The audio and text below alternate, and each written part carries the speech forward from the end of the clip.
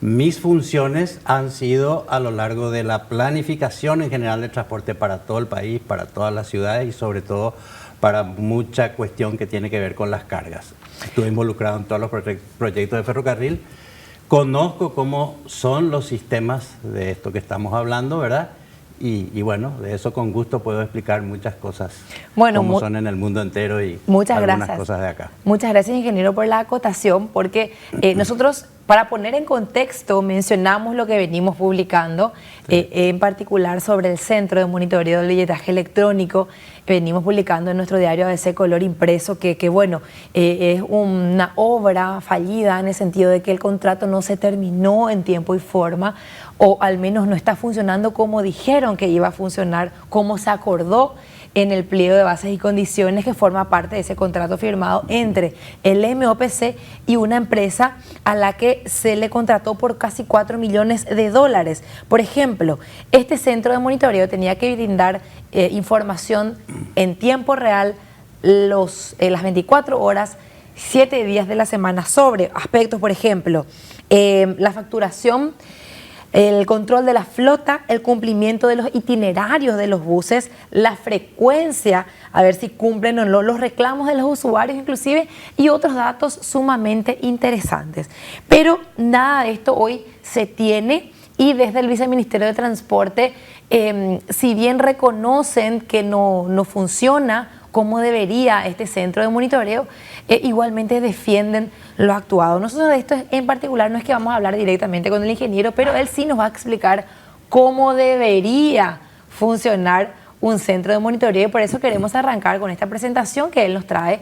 Hay dos presentaciones y una de ellas la vamos a pedir a nuestro director, la más corta, la que tiene dos páginas. Vamos a arrancar por ahí para que él nos vaya describiendo también acerca de esto que para nosotros los usuarios es muy importante, ingeniero. Si la gente no sé si dimensiona, pero es justamente la gente la que sufre esas largas esperas, sufre ese pésimo servicio, la inseguridad, etcétera.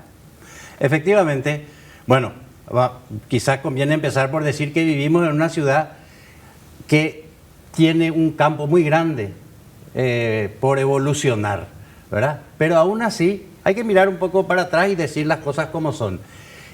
Estos sistemas inteligentes, de los cuales te quiero contar muchas cosas, manejan todo el ecosistema. Le voy a llamar ecosistema a todo ese tráfico. Yo no puedo tener un transporte público que cumpla horarios, que cumpla funciones, que llegue a la parada como está programado, si alrededor o si tiene que nadar en medio de la congestión. Entonces, por ahí empezamos, y había ahí a la derecha hay unas imágenes que sencillamente son sensores, semáforos, todo ese tipo de cosas que forman parte de un sistema inteligente. Cuanto más elementos se tengan que transmiten sus datos, imagínense, ahí estamos mirando un cruce, pero imagínense toda la ciudad transmitiendo desde todos los sitios. Esto es crucial para poder al mismo tiempo, o es un centro de tráfico separado que se conecta con el que controla el sistema de buses, o están en conjunto. Eso ya depende de cómo se organiza cada ciudad. Allá abajo es lo que sería un centro de control típico y que es muy parecido a lo que hay acá.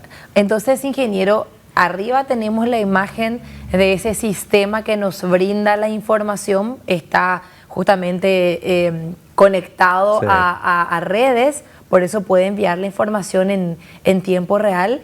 Y claro, abajo el sistema, el centro que recibe esa información puede controlar, puede tener todo en la mira. Bueno, algo así sería óptimo. Esto se tiene en otros países, funciona bien, óptimamente. A ver, en la imagen de arriba tenemos vehículos, semáforos y ómnibus, y hay más elementos que cada uno de ellos transmite, tanto los que son dinámicos como los ómnibus que se mueven, y los semáforos que pueden decir y pueden tener incluso sensores que me dicen qué medida de fila de vehículos tengo, un ejemplo. Puedo abrirle, si tengo ese control, puedo abrirle el verde a los buses para que los buses cumplan su tiempo, o dejarle en rojo, sí. Bueno, todo ese tipo de regulaciones. Y el centro de control está, por lo tanto, con eso y con muchas cuestiones más que sería muy largo explicar, tiene el poder de mejorar, de pausar, de acelerar, de disminuir todo lo que sucede con el transporte público. Por ejemplo, la velocidad, para que esa velocidad esté acorde a a algo que puede hasta ser recibido por los pasajeros tanto en sus teléfonos como en displays que vemos en muchos lugares del mundo en las paradas. Wow. Que me diga, te faltan 43 segundos para la línea tal, próximo bus a 80 segundos, ese tipo de cosas. Ingeniero, para poder describir esto a nuestra audiencia, físicamente este centro de monitoreo, al menos el que aquí nosotros contratamos, tendría que estar en el Viceministerio de Transporte. Y mi pregunta va con relación a esas funciones encontradas que hay entre la Municipalidad de Asunción, que es la que se encarga de todos los semáforos dentro de la ciudad, y el Viceministerio de Transporte, en este caso, que es una institución dependiente, digamos, del gobierno central. ¿Cómo se hace para interrelacionar allí ambos roles? Súper pertinente tu pregunta.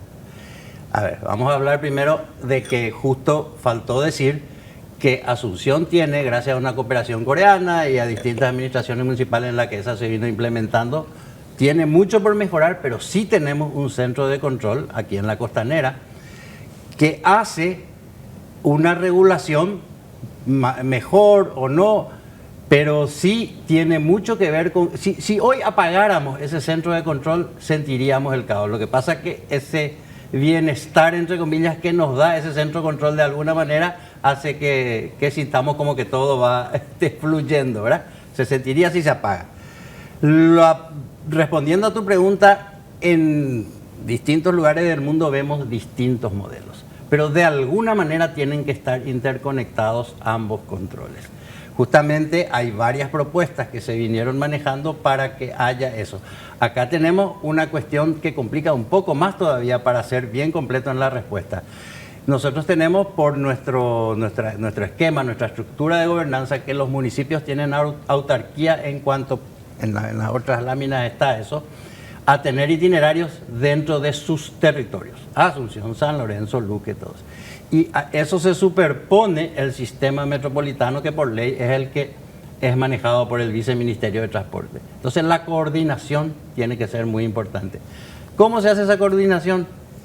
De alguna manera las administraciones tienen que tener una sincronización fundamental entre ambos. Esa evolución todavía no tuvimos acá, la hemos visto en muchos lugares del mundo. Acá hay técnicos muy buenos en el mismo Viceministerio de Transporte, ¿verdad?